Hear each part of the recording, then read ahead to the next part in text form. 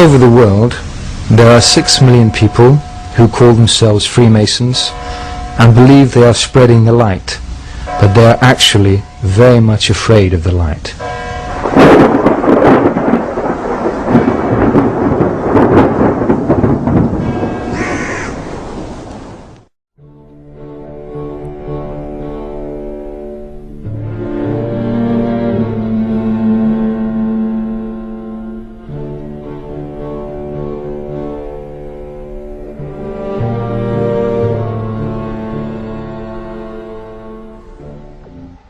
The collection of texts called the Kabbalah were eventually transcribed by Rabbi Isaac the Blind in Provence in the south of France during the 12th century.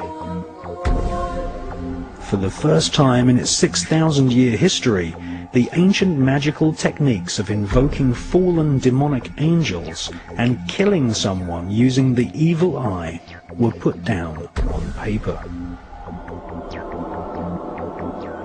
The Kabbalistic writings of Isaac the Blind fell into the hands of a group of 9 French noblemen. These noblemen became known as the Knights Templar.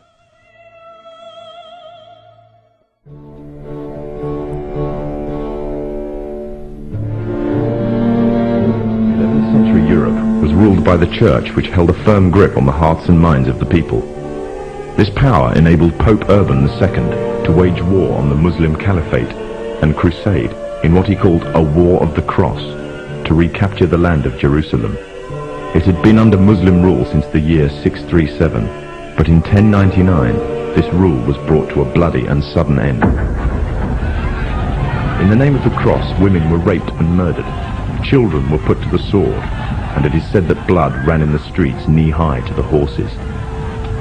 Out of this land of bloodshed and terror, a group of men arose.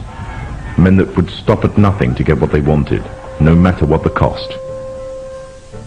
20 years after Jerusalem was taken, the Dome of the Rock was seized by a group of warrior monks calling themselves the Knights of the Temple of Solomon, or more simply, the Knights Templars.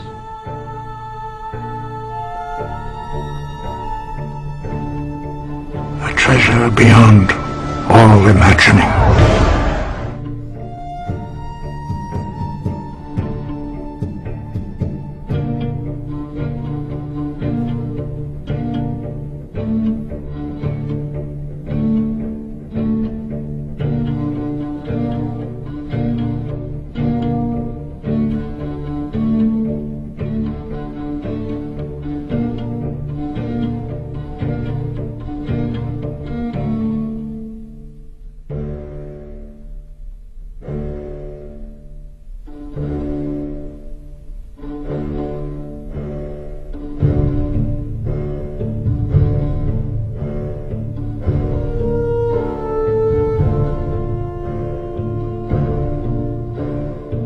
Jerusalem, the Templars began to deviate further and further away from the practices of Christianity.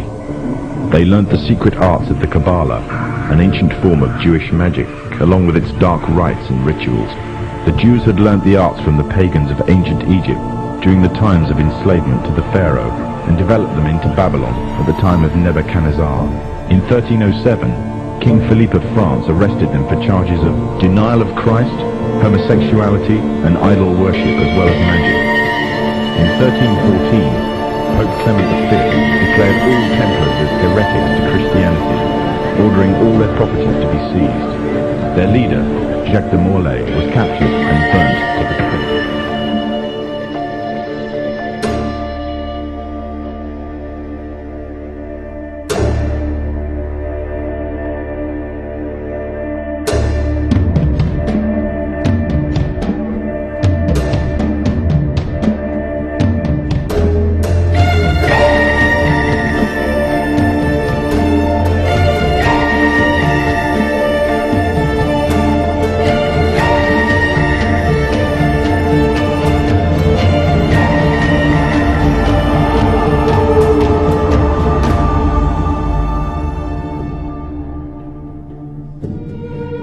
The Templars who had escaped Europe were finally laid to rest in Roslin Chapel, Scotland, which stands to this day as sign of their presence in Britain. Their descendants became the true power of Scotland.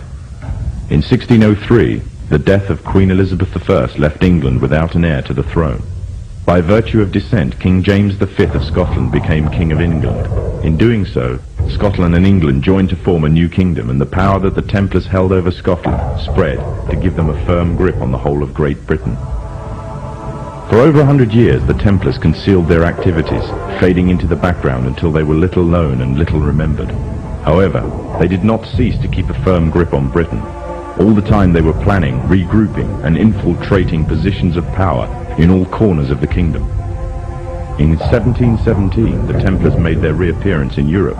They had grown in both number and strength, and were now ready to coin a new identity, free from their reputation of the past, and given credibility by none other than the monarchy and aristocracy of England. And the name they chose for themselves was a name that would be known by many, but understood by a few. This new name, the Freemasons.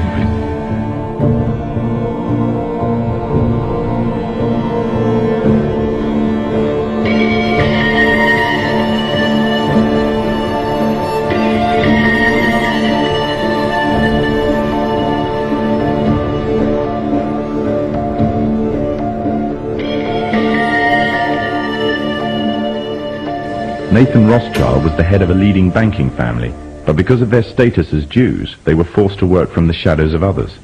Rothschild seized the opportunity to liberate his people and offered a loan, demanding in return recognition of the Jews as equals to their European counterparts, and the right to openly do business. If the Masons refused, the money could always go to Napoleon. The Masons had no choice but to accept. In 1815, British, Dutch and Prussian soldiers landed in Waterloo, Belgium, where they met Napoleon's forces and defeated them. Napoleon was captured this time, never to return. France was finally under Masonic control.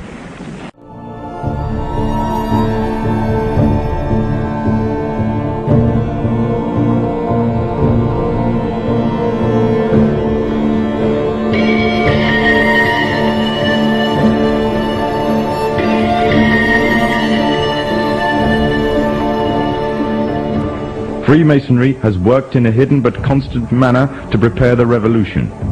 We are then in complete agreement that Freemasonry was the only author of the revolution, and the applause which I receive from the left, and to which I am little accustomed, proves, gentlemen, that you acknowledge with me that it was Masonry which made the French Revolution.